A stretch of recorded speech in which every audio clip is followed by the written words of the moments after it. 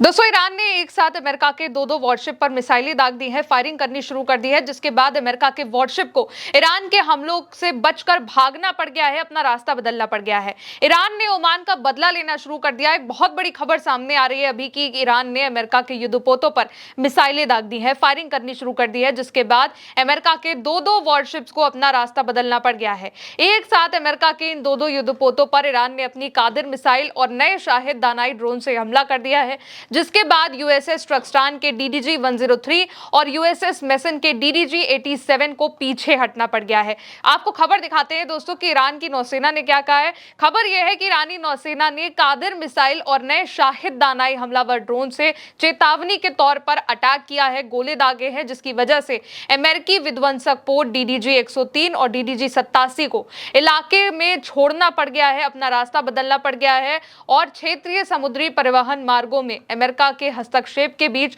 Oman सागर छोड़कर हिंद महासागर की ओर लौटना पड़ा है। अलग अलग इंटरनेशनल मीडिया ने इसको लेकर अब खबर छापी है। आरटी ने भी इसको लेकर खबर छापी है और लिखा है कि ईरानी सेना ने अमेरिका की नौसेना के दो विध्वंसक जहाजों की ओर चेतावनी के तौर पर यह गोलियां चलाई हैं, जिससे अमेरिका के युद्धपोतों को ओमान की खाड़ी से पीछे हटने और हिंद महासागर की ओर अपना मार्ग बदलने के लिए मजबूर होना पड़ा है। यानी कि ये जो जहाज थे अमेरिका के, ये जो वॉरशिप्स थे अमेरिका के, दो वॉरशिप्स ये ईरान की टेरिटरी में घुसने की कोशिश कर रहे थे, लेकिन जवाबी तौर पर ईरान ने इन पर मिसाइल से, अपनी कादिर मिसाइल से हमला किया है, अपने नए शाहिद वाहिदी ड्रोन से अटैक किया है और ये इन्होंने ऐसा हमला किया, ईरान की ओर से मिसाइलें दागी गई हैं, फायरिंग करी गई है कि अमेरिका के इन दोनों वॉरशिप्स को अपना रास्ता बदलना पड़ गया है, रास्ता बदलने पर मजबूर होना पड़ा है।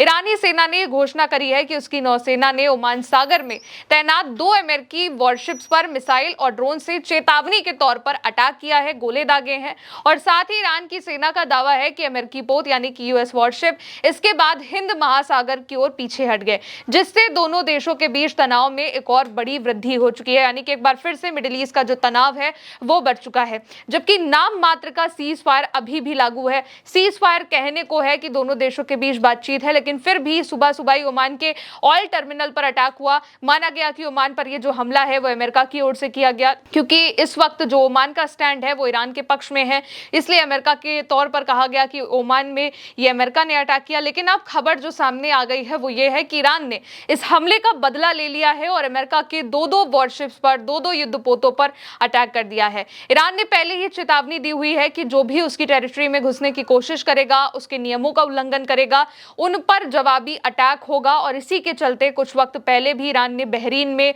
कुवैत में अटैक किया और अब एक बार फिर से ईरान ने ओमान में एक साथ अमेरिका के दो वॉरशिप्स पर मिसाइलें दागी हैं। कादिर मिसाइलें, ये नई मिसाइलें ईरान की ओर से निकाली गई हैं, जिससे अब अमेरिका के पोतों पर अटैक हुआ है।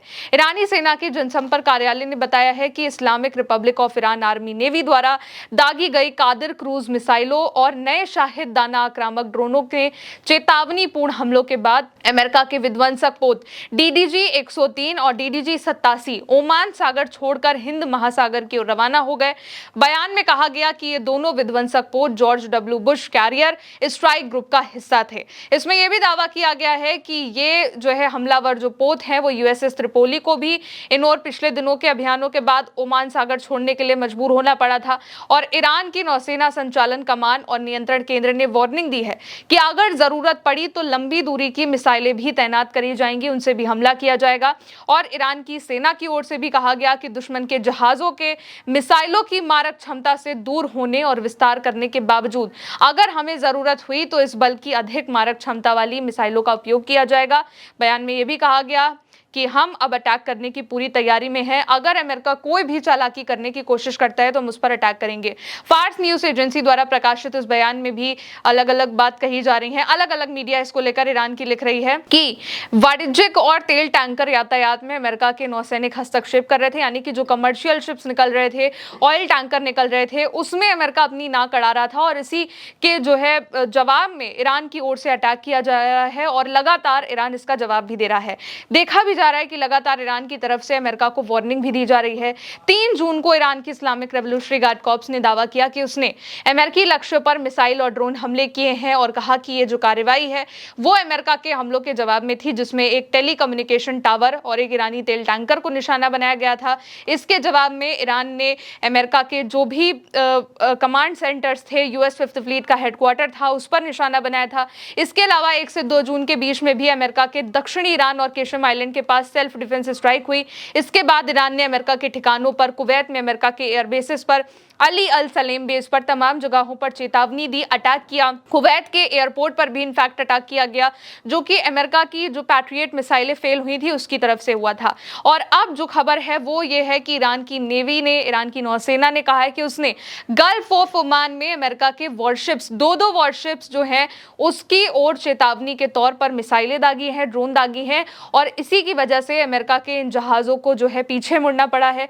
खबर ये थी कि अमेरिका जहाजों को वहां पर रोक रहा था, तेल टैंकरों को जब्त कर रहा था, जिसके जवाब में ईरान ने अमेरिका के जो है वॉरशिप्स पर यह हमला किया है। एक साथ अमेरिका के 2 वॉरशिप्स पर ईरान ने मिसाइल से अटैक किया है, कादिर मिसाइल और नए शाहिद दानाई ड्रोन से हमला किया है। यूएसएस ट्रक्सटन डीडीजी 103 इसमें शामिल था और यूएसएस मेसन डीडीजी 87 झा, जो कि अब पीछे हट गए हैं और इनको अपना रास्ता बदलना पड़ गया है। लगातार दोस्तों जो मिडिल ईस्ट में तनाव है वो बढ़ता जा रहा है। एक तरफ सीज फायर पर बात होती है, दूसरी तरफ ईरान की ओर से यह हमला कर दिया जाता है।